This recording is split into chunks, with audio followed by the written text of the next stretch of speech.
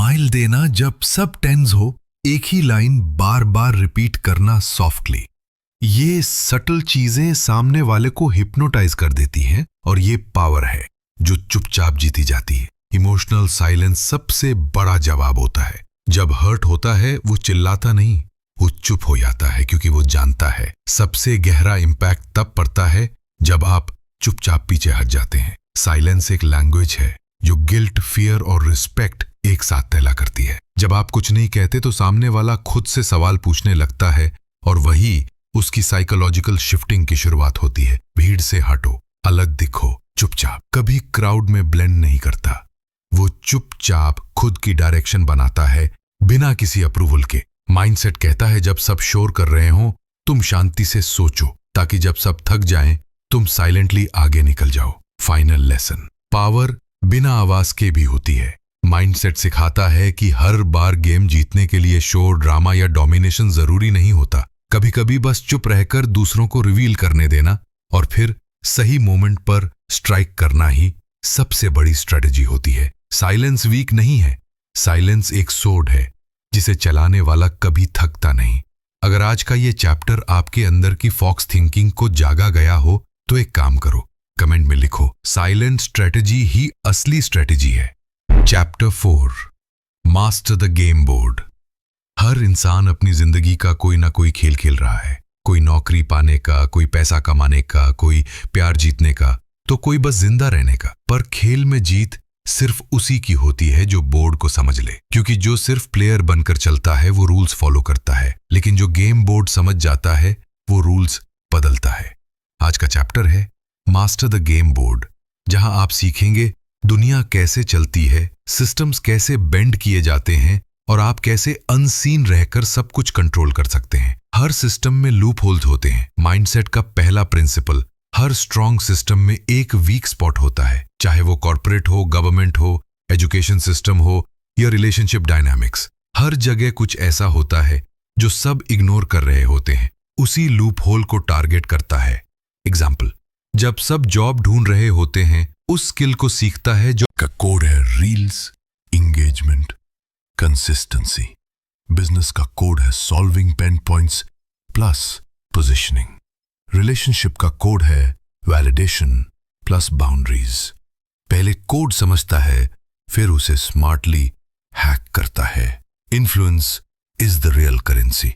आज के दौर में पैसे से भी बड़ा पावर है। इन्फ्लुएंस जानता है अगर लोगों की अटेंशन तुम्हारे पास है तो तुम सिस्टम के बाहर खड़े होकर भी उसे हिला सकते हो। इसलिए इन्फ्लुएंस क्रिएट करता है अपने इनसाइट से, अपनी शार्प थिंकिंग से और अपनी साइलेंस की स्ट्रैटेजी से। रूल्स को बेंड करो, तोड़ो मत। कभी ओपनली रिबेलियन नहीं करता, वो सिस्टम के अंदर रहकर उसी के लूप होल से उसे बेंड करता है। वो ऐसा कुछ नहीं करता जिससे सिस्टम उसे रिजेक्ट करे, बल्कि वो ऐसा प्ले करता है कि सिस्टम उसे अपना हिस्सा मानने लगे। माइंडसेट कहता है सिस्टम के अंदर से ही उसकी जड़ें हिलाओ ताकि बदलाव स्मूथ लगे, झटका नहीं। कॉस इनसाइट, कनेक्शंस बनाओ लेकिन डिपेंडेंसी नहीं। लोगों से जुड़ता है पर कभी उन पर डिपेंडेंट नहीं होता। क्यों? क्योंकि वो जानता है डिपेंडेंसी क्रिएट्स वीकनेस। ऐसे नेटवर्क बनाता है जहां वो खुद रिसोर्स हैं, लोग उसे वैल्यू देते हैं क्योंकि वो सॉल्व करता है, सपोर्ट करता है, लेकिन कभी खुद को नीडी नहीं दिखाता। विजिबिलिटी से ज्यादा क्रेडिबिलिटी बनाओ।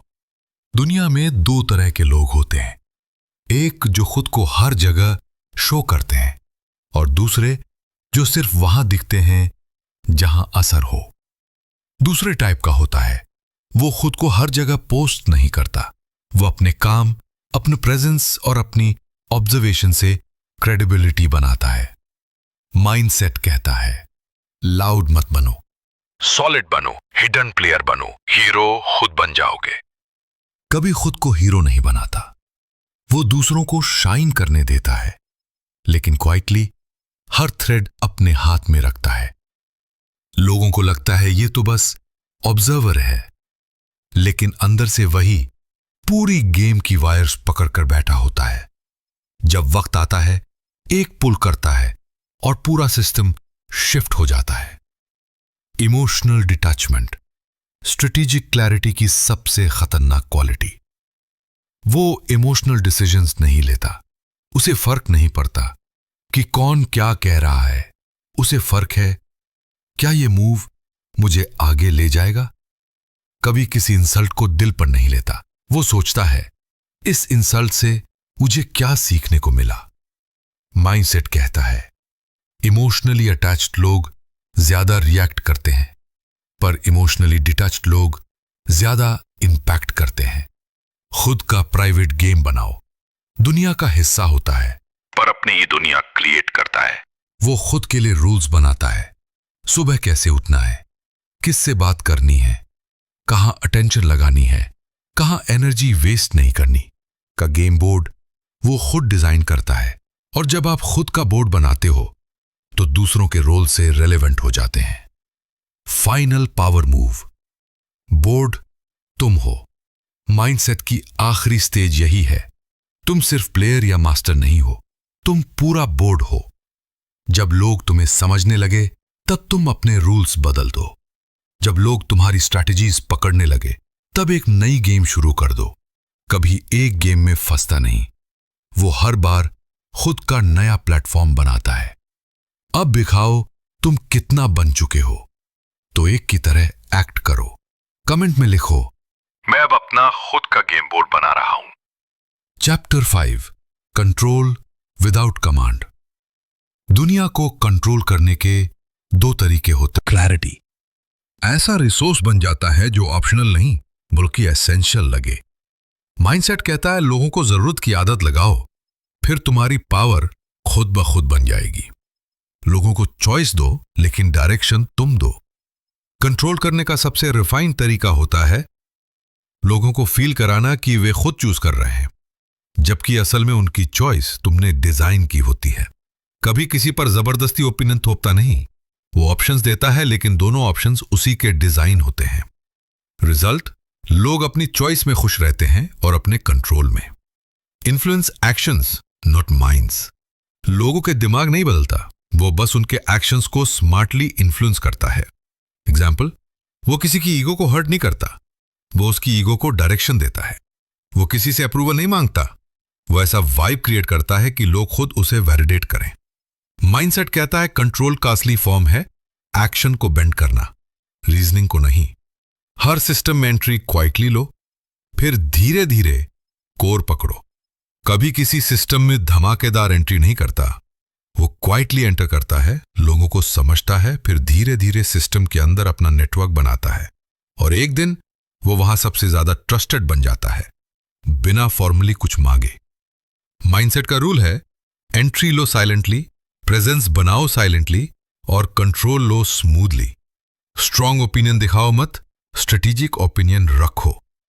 फॉक्स हर डिस्कशन में अपनी बात जोर से नहीं रखता, वो ऑब्जर्व करता है कौन क्या सोचता है, किसकी बात सबसे ज्यादा मानी जाती है, किस पॉइंट पर कौन रिएक्ट करता है, फिर एकदम सल तरीके से एक ऐसा पॉइंट इंट्रोड्यूस करता है जो सबके लॉजिक को सॉफ्टली हिट करे और लोग खुद उसकी बात को मान ले।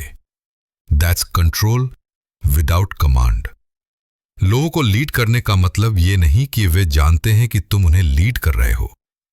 कभी सामने से लीड नहीं करता, वो लोगों को लगता है कि हम अपने फैसले खुद ले रहे हैं, लेकिन अंदर से उनकी मोटिवेशन को ट्रिगर करता है, उनकी फियर्स को अवॉइड करता है, और उनकी सोच को ऐसे चैनल करता है कि डेस्टिनेशन उसी की बनाई हुई हो। माइंडसेट कहता है, leadership without visibility, control without resistance. Example, एक टीम में सबसे साइलेंट बंदा ही टीम का असली एंकर होता है। एक कंपनी में एक टीम थी, सबसे ज्यादा बोलने नॉइस होती है। अब आप बताओ, क्या आप कंट्रोल विदाउट कमांड सीख चुके हैं? तो कमेंट करो। साइलेंट पावर ही असली पावर है। Chapter 6, disappearing strategy. कभी हर वक्त मैदान में नहीं रहता, वो वक्त पर खुद को गायब कर देता है। लेकिन गायब होना हार मान लेना नहीं है, बल्कि ये है एक चाल, सबसे खतरनाक चाल। आज हम बात करेंगे डिसअपीयरिंग स्ट्रैटेजी। जहां आप सीखेंगे कैसे स्ट्रैटेजिक तरीके से खुद को पीछे खींचकर खुद को और भी पावरफुल, अनप्रिडिक्टेबल और अनशेकेबल बनाया जाता है। सबके सामने हमेशा रहोगे तो मिस्ट्री मर जाएगी।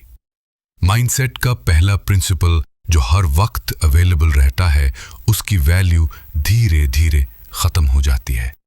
जानता है कि अगर वो हमेशा सामने रहेगा तो लोग उसे लाइटली लेने लगेंगे, इसलिए वो अनप्रिडिक्टेबल प्रेजेंस क्रिएट करता है। वो कभी अचानक दिखता है और कभी लंबे समय तक गायब रहता है। क्यों? क्योंकि एब्सेंस से लोग आपकी प्रेजेंस को अप्रिशिएट करना सीखते हैं। रिट्रीट करना हार नहीं, रिचार्ज है। जब खुद को पीछे खींचता है तो लोग सोचते हैं शायद ये थक गया है, पर असल में वो अपनी एनर्जी रिवायर कर रहा होता है, अपने नेक्स्ट मूव को साइलेंटली डिजाइन कर रहा होता है। माइंडसेट कहता है retreat is not defeat, it's deep preparation. जैसे तीर पीछे खींचता है ताकि और तेजी से आगे निकल सके। अटेंशन गेम से कभी कभी बाहर हो जाना जरूरी है। आज की दुनिया अटेंशन इकॉनमी है। हर कोई दिखना चाहता है, बोलना चाहता है, शाइन करना चाहता है। इस भीड़ से स्टेप बैक लेता है। क्यों? क्योंकि जो हमेशा दिखता है वो ब्लरी हो जाता है, डिसअपियर होता है, ताकि जब वो लौटे तो उसका प्रेजेंस एक स्टॉर्म जैसा फील हो। डिसअपियरेंस एक साइकोलॉजिकल वेपन है। जब आप अचानक गायब हो जाते हो, लोग सवाल करने लगते हैं, क्या हुआ, कहां चला गया, क्या अब कुछ नया प्लान कर रहा है। इन सवालों को पैदा करता है क्योंकि ये सवाल आपकी पावर को अलाइव रखते हैं। माइंडसेट कहता है प्रेजेंस से असर होता है, पर एब्सेंस से इंपैक्ट गहराता है। हमेशा जवाब मत दो, कभी कभी खामोशी ही संदेश होता है। फॉक्स हर मैसेज का रिप्लाई नहीं कर होती है। अब बताओ, क्या आप कंट्रोल विदाउट कमांड सीख चुके हैं? तो कमेंट करो। साइलेंट पावर ही असली पावर है। वो बस गायब होता है और उस खामोशी में वो खुद को इतना शार्प बना लेता है कि अगली बार उसकी वाइब ही गेम बदल देती है। एग्जाम्पल, जो एकदम चुप था वही सबको पीछे छोड़ गया। एक लड़का था जो हर बार ग्रुप में पीछे बैठता था, कम बोलता था, हर वक्त प्रेजेंट नहीं रहता था। लोग सोचते थे ये तो एवरेज है, लेकिन कुछ महीनों के बाद वो गल्च करता है एक आइडिया जो पूरे कॉलेज में ट्रेंड बन जाता है। सब सोचते हैं इसने कब सोच लिया इतना सब, पर वो सबकी डिसअपियरिंग स्ट्रैटेजी का हिस्सा था। सबके सामने गिरो, फिर गायब होकर खुद को रीबिल्ड करो। जब हार खाता है तो वो उसे सबके सामने एडमिट नहीं करता, वो डिसअपियर होता है, अपने ख्वाबों को भरने, अपने माइंड को रीसेट करने और खुद को फिर से बिल्ड करने। जब वो वापस आता है, वो पहले से ज्यादा कंट्रोल्ड, ज्यादा कैलकुलेटेड और ज्यादा कूल होता है। जो वक्त पर गायब होना नहीं जानता, वो वक्त पर कुछ बड़ा नहीं कर सकता। माइंडसेट का सबसे डीप रूल है, disappearing is not weakness, it's a freedom. हर बार सामने रहना स्ट्रैटेजी नहीं, स्टुपिडिटी है। अपना टाइम सिलेक्टिवली इन्वेस्ट करता है, जहां रिजल्ट्स मिलते हैं वहीं नजर आता है। बाकी समय वो खुद के अंदर गेम बना रहा होता है। जब चुप होता है, वो खेल से बाहर नहीं होता, बल्कि वो अगला खेल डिजाइन कर रहा होता है। अब आप बताओ, क्या आप डिसअपियरिंग का आर्ट समझ चुके हो? कमेंट जरूर करें